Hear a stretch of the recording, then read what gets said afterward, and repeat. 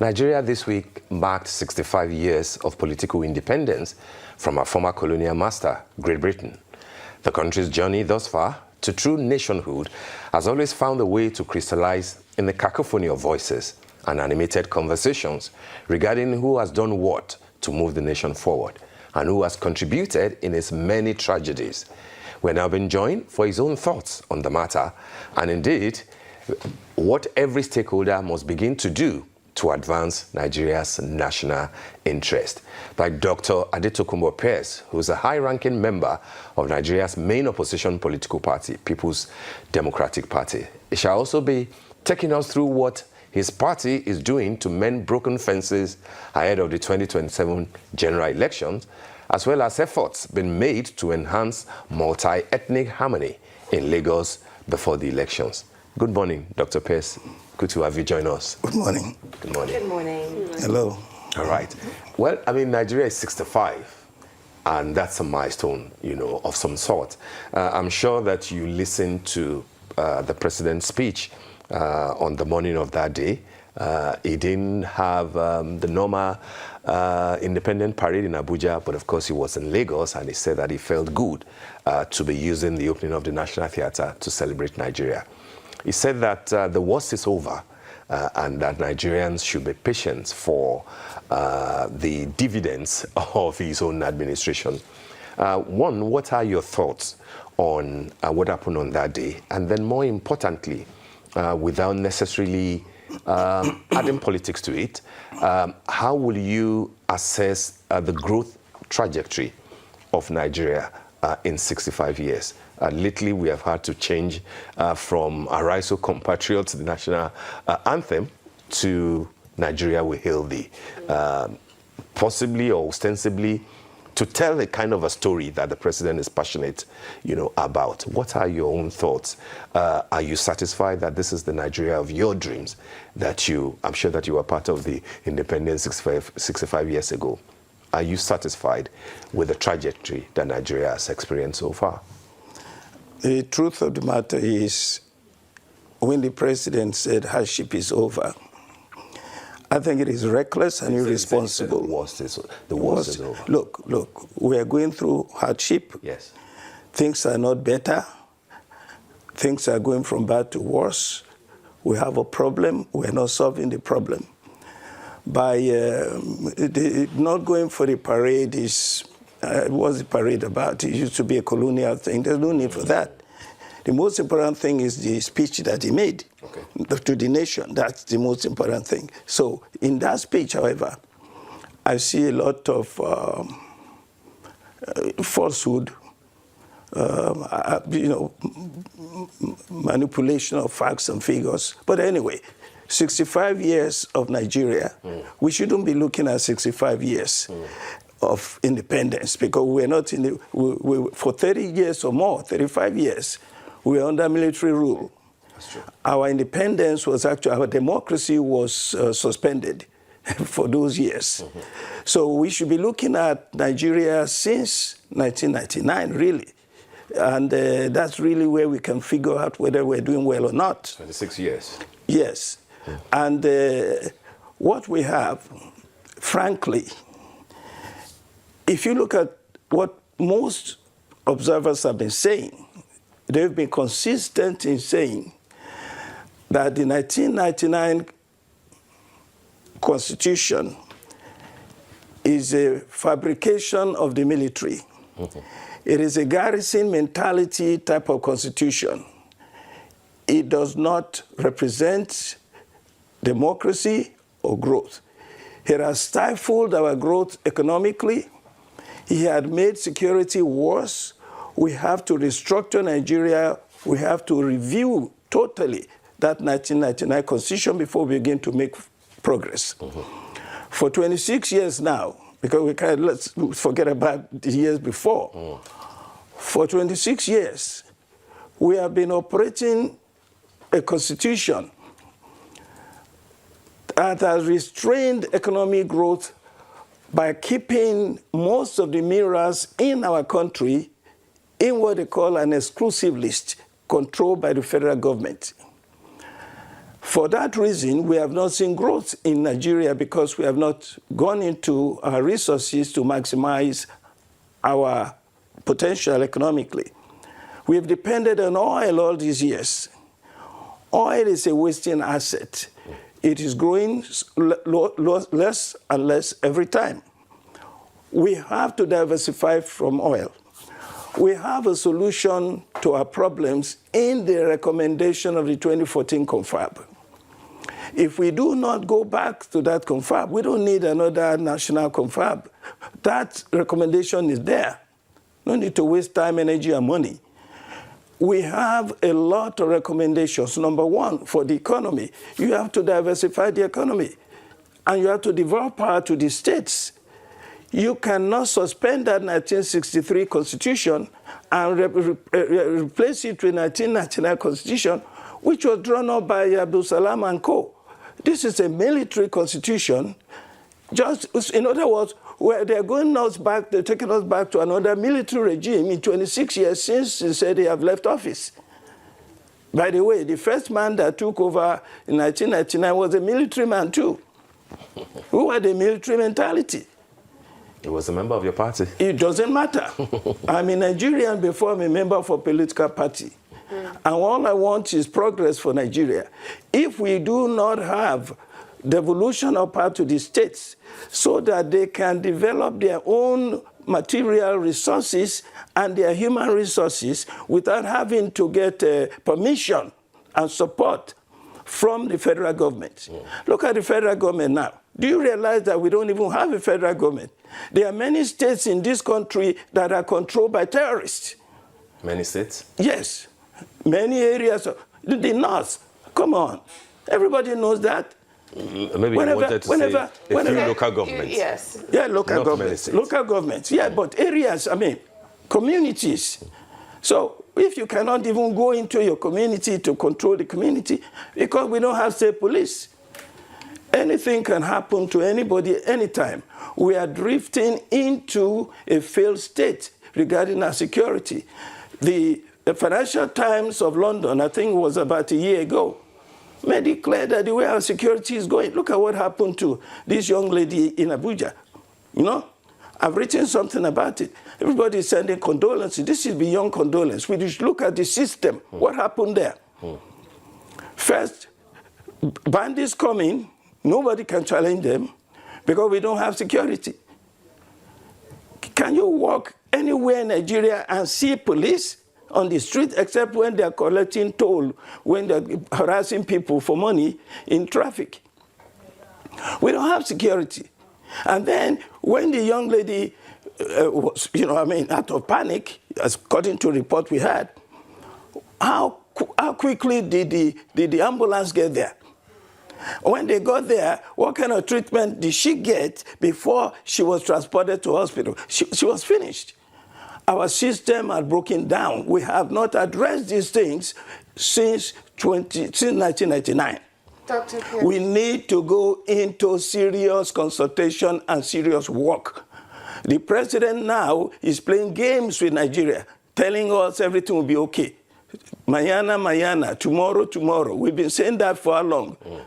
We are not making progress. We are not doing our job. Dr. Pearse, yes. Talking about people doing their job or making progress, right now the National Assembly is going through a significant constitutional review process. This 1999 constitution you spoke about. Do you think that that's going to be effective? There are bills on state police, there are bills on representation for women. Do you think that these things are going to be effective? Because that would be progress if we get more. Do you think it would be progress if we get more women in the State House of Assembly or National Assembly if we get state police? If we get more women in National Assembly and we have a Senate president like Akpabio, what is the point? We have a lot of problems. We have to make sure that, for instance, the electoral system has to be totally reviewed in order to enable people who are capable and who are interested in helping building the country, interested in building people to become elected. Whenever you have a situation where an elected official has committed a crime, that person will be prosecuted. The National Assembly we have now is a rubber stamp assembly. All they do, whatever the president wants, the president gets. Any president who wants to manipulate the National Assembly can do so. And this one is actually manipulating it to the best of his own ability and to the detriment of progress for Nigerians and security for Nigerians. I tell you, Akpabio should not be president of the Senate. He's a criminal, he shouldn't be there. He has cases in EFCC, millions that he stole when he was governor. Has any court convicted him? No, but the case is there. Yeah, but you can't call him a criminal. Well, he has criminal cases. If he has criminal cases, let him go and answer that. He shouldn't be there. There is no way that a man like that should be there. In the first place, he didn't even run for Senate. He didn't run for Senate. He was running for president when they were running for Senate. The person who won the Senate, they took it away and they gave it to him. These are the things we have to deal with in Nigeria. We have to have law enforcement. Look, I tell you, even the President Tinubu, with his background that he had, whether it is convicted or not, whether it's true or not, the allegations are enough to disqualify such a person from running for office. We have to enforce the law. We have to do better than what we're doing now. I couldn't agree more. You know, you've said so much. However, you're talking about Nigeria from 1999 up until now, and a significant portion of that period, I would say about 16 years, PDP was in power. So PDP being in power for 16 years, APC then taking over, and we've gotten to the issues that where we are today. Would you, I mean, I'm not saying that President Tinubu is all perfect, but is it really President Tinubu's problem? Or is it just an issue that has begun from a certain point where your party was in power? Would you say they tried to make Nigeria better? Because you also had a chance. You were also in a position where you could have put certain policies. Me? Of course, your party was. Okay, no, not you, not you, good, not you. But I mean, in our conversation today, we've spoken in the not of generics. Your party could have put policies in place to make things better. Or did APC undo the good work that your party did? I have said that Nigeria needs a total review. We need to go back to the 1963 constitution type, where the states were... But those were regions then. Where there were regions then. Yeah. Now we have geopolitical zones, so we can work it out. You know, the point is that there should be the evolution of power to the federating units. You don't think with the local government financial autonomy that's a gradual step? No, there's nothing like financial autonomy. It's a lie. A lot of things that the government says is false. Now, talking about the PDP, no government is perfect. When Obasanjo took office, the first president after the military rule, he was confronted with massive problems of even the mindset of people. We've been in military government for so many years. And here was another military man who came. He did the best he could. What you do with each government is to look at what they have achieved. That's true. Nobody is perfect. No administration is perfect any time in the history of man, anywhere in the world. Look at each one. Obasanjo did a lot of things that were right, many things wrong. But we can talk about the right things that he did for the years he was there. The way he abolished, he increased, the way they brought in communication. They really invested, and that's a major thing that developed the economy. He also dealt with the issue of education. There were less protests during his time than before. So a lot of things were done. Can you see anything positive that the President Tinubu is doing now? Look, I don't see anything positive. President Tinubu is playing games with Nigeria. Everything he does is superficial. Let me give you an example. This naming National Theatre after Wole Soyinka is a farce. How do you mean?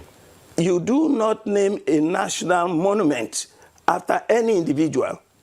this has a historical perspective to it. If you want to give Soyinka befitting tribute, build a national, build whatever, what is it, a stadium or what is that?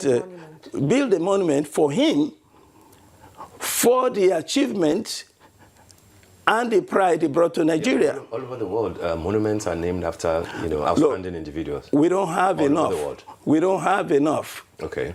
That man, they should have built. Yes, they should have built another monument in honor of this man, even before now. Okay. But since he wants to do it, this is a joke.